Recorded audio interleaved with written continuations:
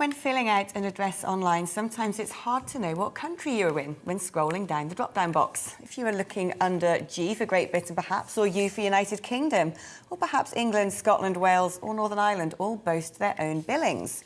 This confusion mirrors the strange circumstance we find ourselves in. The complex nature of our shared identity baffling foreign diplomats and world leaders, as well as us, ourselves. This fractured and fragmented, yet compressed composite formed over centuries through blood spilt on battlefields and strategic marriages between grand dynasties is held together by the geographic frontiers of the seas ringing our isles and bound by a modern consolidated international identity. An identity constantly being pushed and pulled and recalibrated through contemporary political discussions. The evolution of our United Kingdom has been thrown into reverse, quite literally, through devolution, raising the question of whether we are indeed one nation, one people, one scatter of chunks of land in an expanse of sea with a shared common purpose. Or are we four quite separate countries loosely held together economically? Perhaps we are both simultaneously, a constant contradiction. The fight for identity goes way beyond the walls of Westminster, Holyrood, the Senedd and Stormont.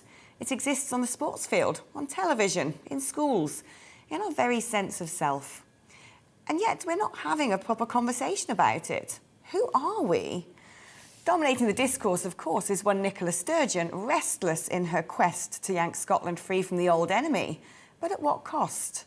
The cynical politicking of the EU during Brexit has slashed open a barely closed wound and inflamed the yet-to-heal bruises of Northern Ireland. Wales looking on wondering perhaps when and if there will be a twist in the tale for her too. The English, meanwhile, never asked what they want, wearying perhaps from her prosperity being exploited to prop up political trinkets over the border that her own people are denied, from free prescriptions to student grants gifted to countries that all the while seem to resent and snipe. If the UK sat around the dinner table, it would quickly regress into a bitter family feud.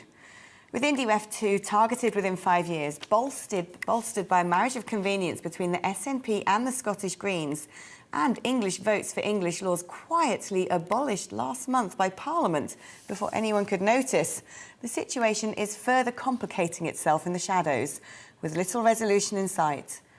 The political fragility of the UK, borne out through a series of annexations and treaties, clumsily danced together under the absence of a written constitution, has created a complex legal patchwork few can navigate that threatens to easily shatter.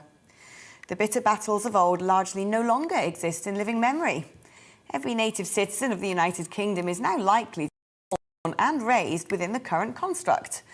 But the buttress of shared historical identity that perhaps anchors its people within one nation is now battered by new conflicts dreamt up by those who want to break the union apart.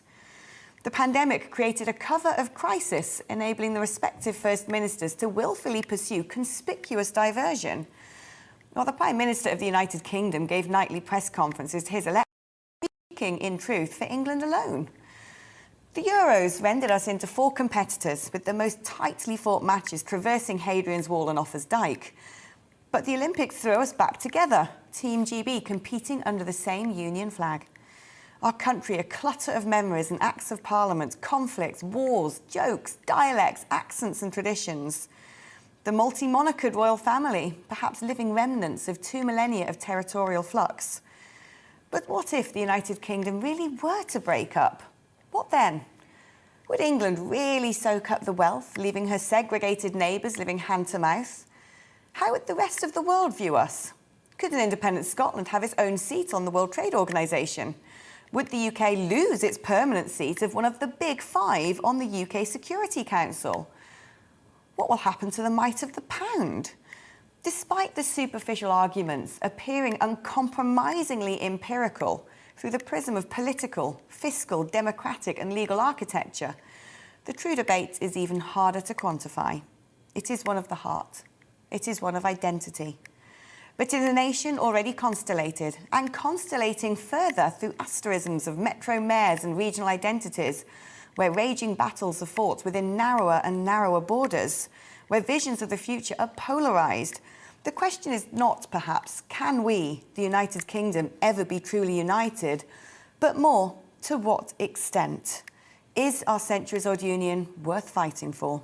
Today, we really need to talk about our United Kingdom.